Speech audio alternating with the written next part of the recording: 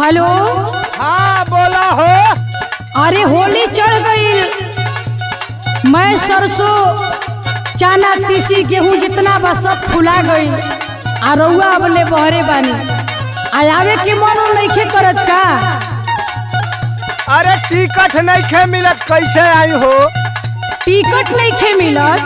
आई कौन एगो नया बहाना करे लगनी जी कि टिकट नइखे मिलत। अगर टिकट नइखे मिलत तो रउआ जनरल के टिकट करा के जल्दी घरे आई।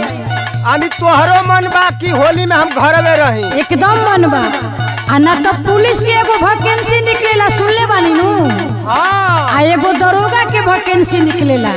अरे वाह। अगर होली में रउआ इस बार ना आईब तो एगो हम नया वैकेंसी निकालब कि रउआ सुन के चकमा मार दी। सुनावा। सुना आईबा ना होली मेरा जाओ धक्के गाड़ी मारो जेंसी हो।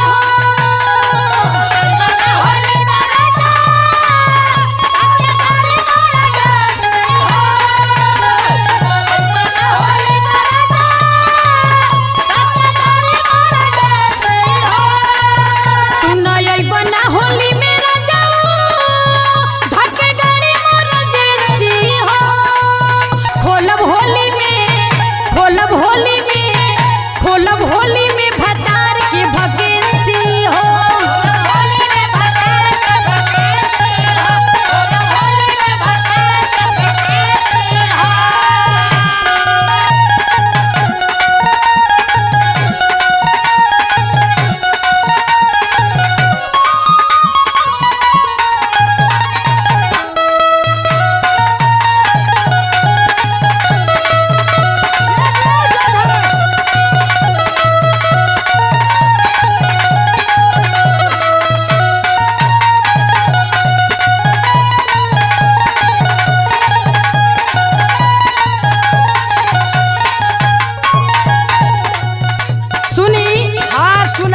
देखी बात हमारे कैसे लागल एकरे के वैकेंसी कहल जाला, लेकिन फिर भी राउर हम इंतजार देखो तनी।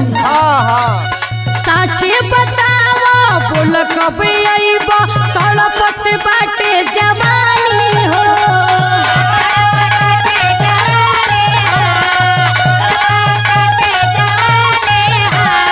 लागत फगुआ फीका फीका, खोजता देह रंग पानी हो।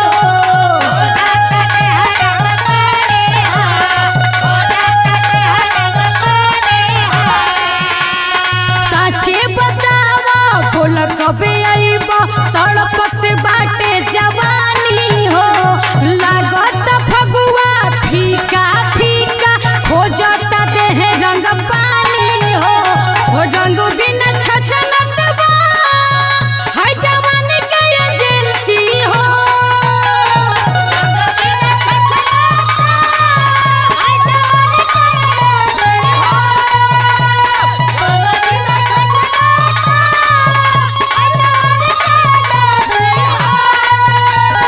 रंग बिना छछनत बा है जवानी के एजेंसी हो।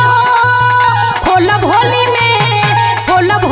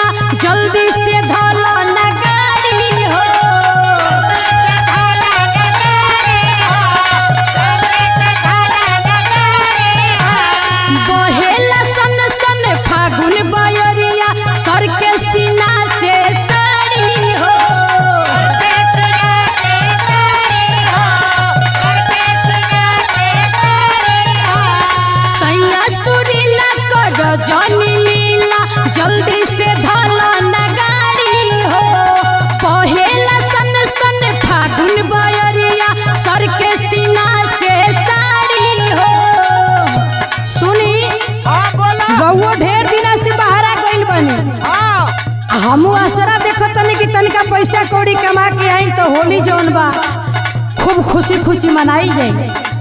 पैसवा तो शुभम भैया पहले ही ले लिहला। देखी देखी रउआ बहाना करतनी, हमार बात सुनी। ना बा होलिया में